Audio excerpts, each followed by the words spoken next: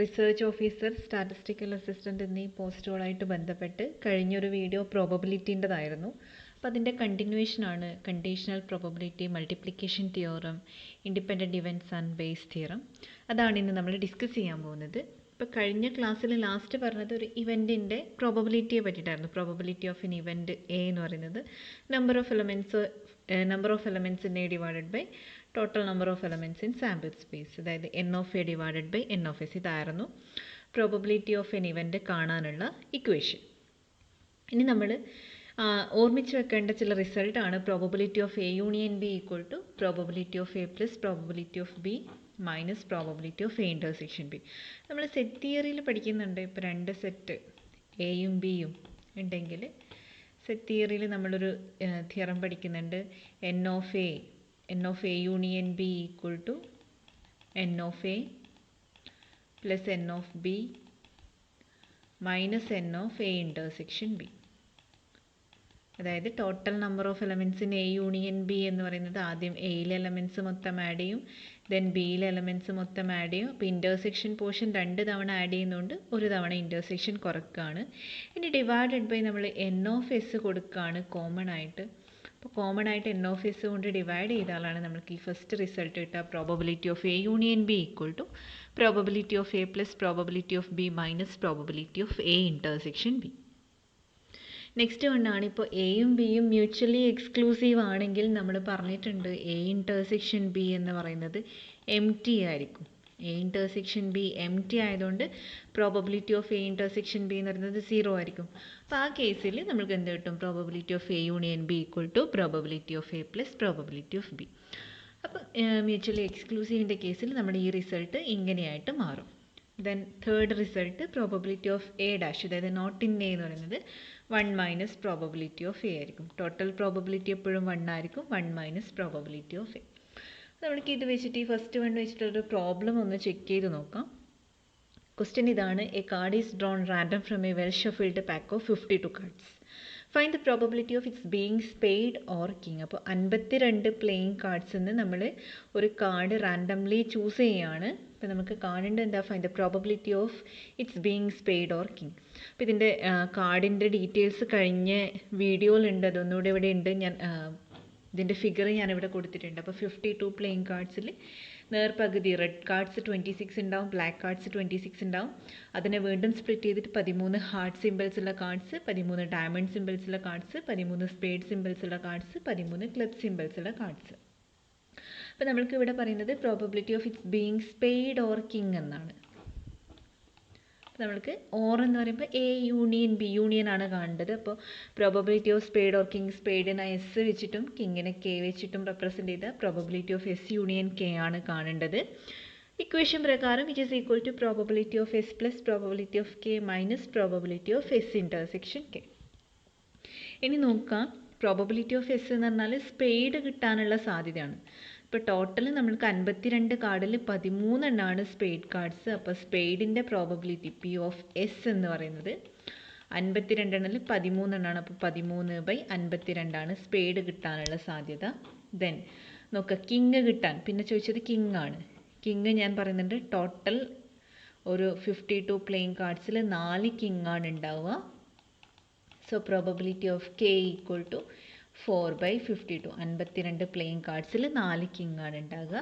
ഇനി S intersection K, അതായത് സ്പെയ്ഡിൽ king ഉണ്ടോ നോക്കുക. ഉണ്ട്, സ്പെയ്ഡിൽ ഒരു കിങ് ഉണ്ട്. അപ്പോൾ എസ് ഇൻ്റർസെക്ഷൻ കെ എന്ന് പറയുന്നത് probability of S intersection K equal to 1/52. അപ്പോൾ നമ്മളെടുത്ത സ്പെയ്ഡ് കാർഡ്സിൽ ഒരു കിങ് സ്പെയ്ഡിൽ വരുന്നതാണ്. അപ്പോൾ എസ് ഇൻ്റർസെക്ഷൻ കെൻ്റെ പ്രോബബിലിറ്റി 1/52 വരും. സബ്സ്റ്റിറ്റ്യൂട്ട് ചെയ്താൽ നമുക്ക് എന്ത് കിട്ടും? 13/52 plus 4/52 minus 1/52 which is equal to 16/52. Next ആണ് കണ്ടീഷണൽ പ്രോബബിലിറ്റി.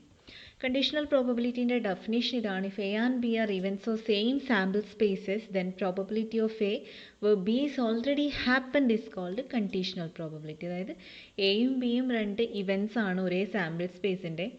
അങ്ങനെയാണെങ്കിൽ നമ്മളിവിടെ കണ്ടീഷണൽ പ്രോബബിലിറ്റി ഓഫ് എ എന്ന് പറഞ്ഞാൽ where B is already happened, B already നടന്നു കഴിഞ്ഞാൽ എ നടക്കാനുള്ള സാധ്യതയാണ് കണ്ടീഷണൽ പ്രോബബിലിറ്റി.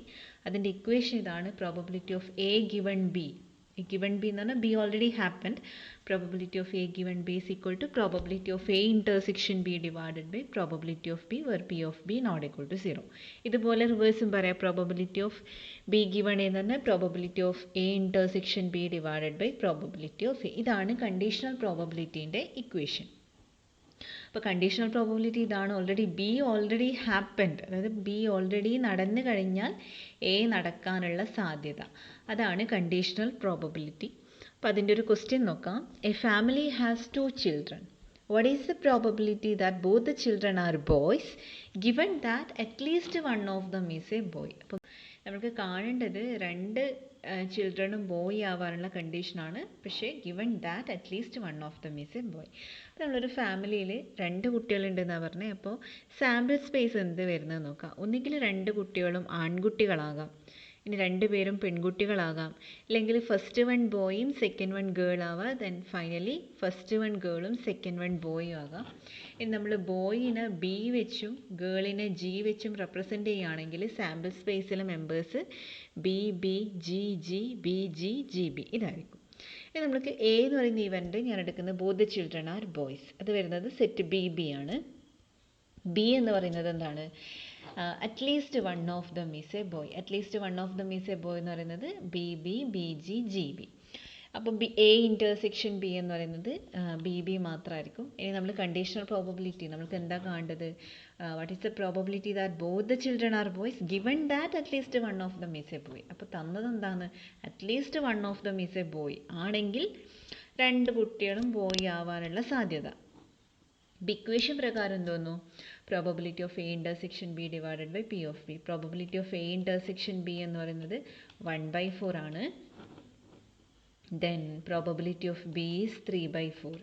സബ്സ്റ്റിറ്റ്യൂട്ട് ചെയ്താൽ 1/3 കിട്ടും. ഇത് ജസ്റ്റ് ഡയറക്റ്റ് സബ്സ്റ്റിറ്റ്യൂഷൻ ആണ്. അല്ലാതെ നമുക്ക് ഇത് വെച്ചിട്ട് പറയാം ഓൾറെഡി ഹാപ്പൻഡ് ആണ് ഈ ബി എന്ന് പറയുന്നത്. അതായത് ഇതിൽ അറ്റ്ലീസ്റ്റ് 1 ഈസ് എ ബോയ് ആണ്. അപ്പോൾ അവിടെ 3 ആൾക്കാരാണുള്ളത്. ഇതിലാണ് ഇനി 2ഉം ബോയ് ആവാനുള്ള സാധ്യത നോക്കേണ്ടത്. അപ്പോൾ അതിലൊന്ന് 2ഉം ബോയ് ആവാനുള്ള സാധ്യത ഇവിടെ 1ആണ്. അപ്പോൾ 1/3. അപ്പോൾ ഈ രീതിയിൽ നമുക്ക് ചെയ്യാം. കണ്ടീഷണൽ പ്രോബബിലിറ്റീൻ്റെ ഇക്വേഷൻ യൂസ് ചെയ്തിട്ടും പറയാം. നെക്സ്റ്റ് വണ്ണാണ് മൾട്ടിപ്ലിക്കേഷൻ തിയറം. ഇപ്പോൾ കണ്ടീഷണൽ പ്രോബബിലിറ്റീനെ ബേസ് ചെയ്തിട്ടാണ് മൾട്ടിപ്ലിക്കേഷൻ തിയറം പറയുന്നത്. probability of A intersection B is equal to probability of A given B into probability of B where probability of B not equal to 0. And similarly probability of A intersection B can be written as probability of B given A into probability of A. അപ്പോൾ ഇത് വരുന്നത് conditional probability എന്നാണ്. നമ്മൾ already പറഞ്ഞു probability of A given B. Conditional പ്രോബബിലിറ്റീൻ്റെ definition ഇതാണ്. ഇനി നോക്കുക, ഇതിൽ നിന്ന് probability of A intersection B എന്ന് പറയുന്നത് ഈ ഡിനോമിനേറ്ററിന് ലെഫ്റ്റ് സൈഡിലേക്ക് എടുത്താൽ നമുക്ക് എന്ത് കിട്ടും? Probability of A given B into probability of B. അതുപോലെ തന്നെയാണ് രണ്ടാമത്തെ ഇക്വേഷൻ എന്നും നമ്മൾക്ക് എന്ത് ചെയ്യാം? Probability of A intersection B കാണാൻ നമ്മൾ എന്ത് ചെയ്യുക? ഡിനോമിനേറ്ററിനെ ലെഫ്റ്റ് സൈഡിലേക്ക് എടുത്താൽ probability of B given A into probability of A. അപ്പോൾ ഇതാണ് മൾട്ടിപ്ലിക്കേഷൻ തിയറം പറയുന്നത്. Probability of A intersection B equal to probability of A given B into probability of B or probability of B given A into probability of A. Next ആണ് independent events. Definition ഇതാണ്. 2 events A and B of same sample space are called independent events if probability of A given B equal to probability of A and probability of B given A equal to probability of B. ഈ രീതിയിൽ നമ്മൾക്ക് കിട്ടിയാൽ നമ്മൾ എയും ബിയും independent ആണ് എന്ന് പറയും, ഇൻഡിപെൻഡൻറ്റ് ഇവൻറ്റ്സ് ആണെന്ന് പറയും. പക്ഷേ ഇതിനേക്കാൾ നമ്മൾ യൂസ് ചെയ്യുന്നത് ഇനി പറയുന്ന ഡെഫിനിഷനാണ്, ഇക്വേഷനാണ്. 2 ഇവൻറ്റ്സ് ഇൻഡിപെൻഡൻ്റ് ആണെങ്കിൽ probability of A intersection B is equal to probability of A into probability of B ആയിരിക്കും. അത് വരുന്നത് നമ്മൾ ഈ പ്രോബബിലിറ്റി ഓഫ് എ ഗിവൺ ബിൻ്റെ ഇക്വേഷൻ വെച്ചിട്ടാണ്. കണ്ടീഷണൽ പ്രോബബിലിറ്റി പ്രകാരം ഇതിൻ്റെ equation probability of A intersection B divided by probability of B ആണ്. എന്ന് നമ്മൾ പറയുന്നത് ഇത് ഇൻഡിപെൻഡൻ്റ് ആണെങ്കിൽ probability of A given B എന്ന് പറയുന്നത് പ്രോബബിലിറ്റി ഓഫ് എക്ക് ഈക്വൽ ആവും. അപ്പോൾ ലെഫ്റ്റ് സൈഡ് നമുക്ക് പ്രോബബിലിറ്റി ഓഫ് എ എന്ന് മാറ്റി എഴുതാം. That is probability of A intersection B divided by probability of B. ഇതിൽ നിന്ന് നമ്മൾക്ക് എന്ത് കിട്ടും? Probability of A intersection B is equal to probability of A into probability of B. അപ്പോൾ ഇതാണ് നമ്മൾ യൂസ് ചെയ്യുന്ന പ്രോബ്ലത്തിനൊക്കെ മിക്കവാറും യൂസ് ചെയ്യുന്നത് ഈ ഇക്വേഷൻ ആയിരിക്കും. രണ്ട് ഇവൻറ്റ്സ് ഇൻഡിപെൻഡൻ്റ് ആണെങ്കിൽ probability of A intersection B is equal to probability of A into probability of B ആയിരിക്കും. ഇപ്പോൾ ഒരു ക്വസ്റ്റ്യൻ നോക്കാം. A die is thrown if E is the event the number appearing is a multiple of 3 and F be the event the number appearing is even then find whether E and F are independent. ഇപ്പോൾ ഒരു dye ആണ് എറിയുന്നത്. Dye എറിയുമ്പോൾ നമുക്കറിയാം sample സ്പേസിൽ 6 നമ്പേഴ്സുകളാണുള്ളത്. 1 2 3 4 5 6. ഇനി E എന്ന് പറയുന്ന event the number appearing is a multiple of 3. Multiple of 3 എന്ന് പറയുന്നത് എന്താ? 3ഉം 6ഉം മാത്രം. സെറ്റ് 3 6. അപ്പോൾ അതിൻ്റെ പ്രോബബിലിറ്റി എന്ന് പറയുന്നത് ടോട്ടൽ 6ൽ 2 ആണുള്ളത്. അപ്പോൾ 2/6 വിച്ച് ഈസ് ഈക്വൽ ടു 1/3. ഇനി എഫ് എന്ന് പറയുന്നത് number is even number. Even number എന്ന് പറയുമ്പോൾ 2 4 6 വരാം. അപ്പോൾ probability of F is equal to 3/6 which is equal to 1/2. ഇനി നോക്കാം, നമുക്ക് രണ്ടും ഇൻഡിപെൻഡൻ്റ് ആണെങ്കിൽ നമ്മൾക്ക് എന്താണ് കിട്ടേണ്ടത്? Probability of A intersection B എന്ന് പറയുന്നത് probability of A into probability of ബിക്ക് ഈക്വൽ ആണോ എന്ന് നോക്കണം. ഇനി എ ഇൻ്റർസെക്ഷൻ ഇവിടെ ഇയും എഫ് ആണ് പറയുന്നത്. ഇ ഇൻ്റർസെക്ഷൻ എഫ് എന്ന് പറഞ്ഞാൽ അതിൽ ഉള്ള മെമ്പർ 6 മാത്രമാണ്. കോമൺ ആയിട്ടുള്ളത് 6 മാത്രമാണ്. So it is equal to singleton set 6. അപ്പോൾ probability of E intersection F എന്ന് പറയുന്നത് 1/6 ആണ്. അപ്പോൾ ലെഫ്റ്റ് സൈഡ് ഒരു സൈഡ് കിട്ടി, probability of E intersection F കിട്ടി 1/6. ഇനി നമ്മൾക്ക് കാണേണ്ടത് probability of E into probability of F ആണ്. ഇതും 1/6 കിട്ടിയാൽ നമ്മൾക്ക് എന്താ പറയുക? രണ്ട് ഇവൻറ്റും ഇൻഡിപെൻഡൻ്റ് ആണെന്ന് പറയാം. ഈ probability of E into probability of F എന്ന് പറയുന്നത് 1/3 ഇൻറ്റു 1/2 ആണ് വിച്ച് ഇസ് ഈക്വൽ ടു 1/6. 1/6 എന്ന് പറയുന്നത് പ്രോബബിലിറ്റി ഓഫ് ഇ ഇൻ്റർസെക്ഷൻ എഫിന് ഈക്വൽ ആണ്. ദർഫോർ നമ്മൾക്ക് എന്ത് കിട്ടി? Probability of E intersection F equal to probability of E into probability of F. Therefore E and F are independent. Next ആണ് partition of sample space. ഒരു sample സ്പേസിന് എപ്പോഴാണ് partition ചെയ്യുന്നത് എന്നാണ് ഡെഫിനിഷൻ ഉദ്ദേശിക്കുന്നത്. ഇപ്പോൾ let E1 E2 etcetera IN are n events of same sample space S. അപ്പോൾ ഒരു സാമ്പിൾ സ്പേസിൻ്റെ n ഇവൻറ്റ്സ് ആണ് E1 E2 എക്സെട്ര EN. അങ്ങനെയെങ്കിൽ ഈ ഇവൻറ്റ്സ് ഈ സാമ്പിൾ സ്പേസിനെ പാർട്ടീഷൻ ചെയ്യുന്നു എന്ന് പറയണമെങ്കിൽ 3 കണ്ടീഷനാണ് സാറ്റിസ്ഫൈ ചെയ്യേണ്ടത്. First condition EI intersection AJ is equal to empty. അതായത് ഏത് രണ്ട് ഈവൻറ്റ്സ് ഡിസ്ജോയിൻ്റ് ഈവൻറ്റ്സ് എടുത്താൽ അതിൽ എന്തുണ്ടാവാൻ പാടില്ല? കോമൺ പോയിൻറ്റ്സ് ഉണ്ടാവാൻ പാടില്ല. അപ്പോൾ EI intersection EJ equal to 5 ആയിരിക്കും. Then their union is equal to sample space. അതായത് ഈ മൊത്തം ഇവൻറ്റ്സിൻ്റെ യൂണിയൻ എടുത്താൽ നമുക്ക് സാമ്പിൾ സ്പേസ് മൊത്തം കിട്ടണം. ആൻഡ് പ്രോബബിലിറ്റി ഓഫ് EI, ഇത് ടൈപ്പിംഗ് മിസ്റ്റേക്ക് ആണ്, probability of EI greater than 0. എല്ലാത്തിൻ്റെയും പ്രോബബിലിറ്റി നോൺ സീറോ ആയിരിക്കണം. അങ്ങനെയുള്ള ഇവൻറ്റ്സ് ആണ്. അപ്പോൾ ഓരോ n ഇവൻറ്റ്സും നോൺ സീറോ ഇവൻറ്റ്സ് ആണ്. പ്രോബബിലിറ്റി നോൺ സീറോ ആണ് വരുന്നത്. അതിൻ്റെ യൂണിയൻ എടുത്താൽ മൊത്തം സാമ്പിൾ സ്പേസ് കിട്ടണം. ആൻഡ് EI ഇൻ്റർസെക്ഷൻ EJ എന്ന് പറയുന്നത് എംപ്റ്റി ആയിരിക്കും. ഇപ്പോൾ ഒരു ഫിഗർ വെച്ച് പറയുകയാണെങ്കിൽ ഇപ്പോൾ ഇതൊരു സാമ്പിൾ സ്പേസ് S ആണെന്ന് വിചാരിക്കാം. ഓക്കെ, ഇനി ഞാനിതിനെ ഒന്ന് പാർട്ടീഷൻ ചെയ്യുകയാണ്. E1 E2 E3 E4 4 events എടുക്കുകയാണ്. E1 E2 E3 E4. അപ്പോൾ ഇത് മൊത്തം നമ്മൾ പറയുന്നത് ഇത് പാർട്ടീഷൻ ചെയ്യുന്നു പറയുകയാണെങ്കിൽ ഇതിൽ ഏത് രണ്ടെണ്ണം എടുത്താലും ഇൻ്റർസെക്ഷൻ എംറ്റി ആയിരിക്കണം. E1 intersection E2, E2 intersection E4, E4 intersection E3 ഒക്കെ എംറ്റി ആയിരിക്കണം. ആൻഡ് ഇതിൻ്റെയൊക്കെ യൂണിയൻ എടുത്താൽ മൊത്തം സാമ്പിൾ സ്പേസ് കിട്ടണം. ആൻഡ് ഓരോന്നിൻ്റെയും പ്രോബബിലിറ്റി നോൺ സീറോ ആയിരിക്കണം. ഇപ്പം നമ്മളൊരു ഡൈ എറിയുന്ന ഒരു എക്സ്പീരിമെൻറ്റ് കൺസിഡർ ചെയ്യാണ്. ഇപ്പോൾ സാമ്പിൾ സ്പേസിൽ മൊത്തം 6 നമ്പേഴ്സ് ഉണ്ടാവും. ഞാൻ ഇതിനെ ഒന്ന് പാർട്ടീഷൻ ചെയ്യുകയാണ്. അതായത് E1 ഞാൻ 1 2 എന്ന് പറയുന്ന സെറ്റ് E1 സെറ്റ് 1 2 ആയിട്ട് എടുത്തു. E2 എന്ന് പറയുന്നത് സെറ്റ് 3 ആയിട്ട് എടുത്തു. E3 equal to set 5 6 and E4 equal to set 4. അതായത് ഇത് മൊത്തം നമ്മൾ എന്ത് ചെയ്യുന്നുണ്ട്? എസ്സിനെ പാർട്ടീഷൻ ചെയ്യുന്നുണ്ട്. ഇതിൽ ഏത് എലമെൻറ്റ്സ് ഏത് രണ്ട് ഇവൻ്റ് എടുത്താലും ഇൻ്റർസെക്ഷൻ വരുന്നില്ല. ഓരോന്നിൻ്റെയും പ്രോബബിലിറ്റി എന്താണ്? ഗ്രേറ്റർ ദാൻ 0, നോൺ സീറോ ആണ്. അപ്പോൾ ഇതെന്താണ്? E1 E2 E3 E4 എന്ന് പറയുന്നത് എന്താണ്? ഈ സാമ്പിൾ സ്പേസിനെ പാർട്ടീഷൻ ചെയ്യുന്നുണ്ട് എന്ന് പറയും. നെക്സ്റ്റ് ആണ് theorem of total probability. Theorem of total probability ഇതാണ് പറയുന്നത്. നേരത്തെ പറഞ്ഞതുപോലെ E1 E2 etcetera IN are partition of a sample space such that probability of EI greater than 0 for all I. അപ്പോൾ ഒരു നോൺ സീറോ പ്രോബബിലിറ്റി ഉള്ള n events ആണ്, അത് sample സ്പേസിനെ partition ചെയ്യുന്നുണ്ട്. അപ്പോൾ നമ്മളൊരു തൽക്കാലത്തേക്ക് ഒരു 4 ഇവിടെ എടുത്തു. അങ്ങനെയെങ്കിൽ നമ്മൾ എ എന്ന് പറയുന്നത് ഒരു ഇവൻറ്റ്, അതായത് E1 E2 E3 ഒക്കെ ഇവൻറ്റ് തന്നെയാണ്. അതല്ലാതെ മറ്റൊരു ഇവൻറ്റ് നമ്മൾ കൺസിഡർ ചെയ്യുകയാണ്. Let A B any event associated with S. അപ്പം ഞാൻ മറ്റൊരു ഇവൻറ്റ് എ എടുക്കുകയാണ് അതിൽ.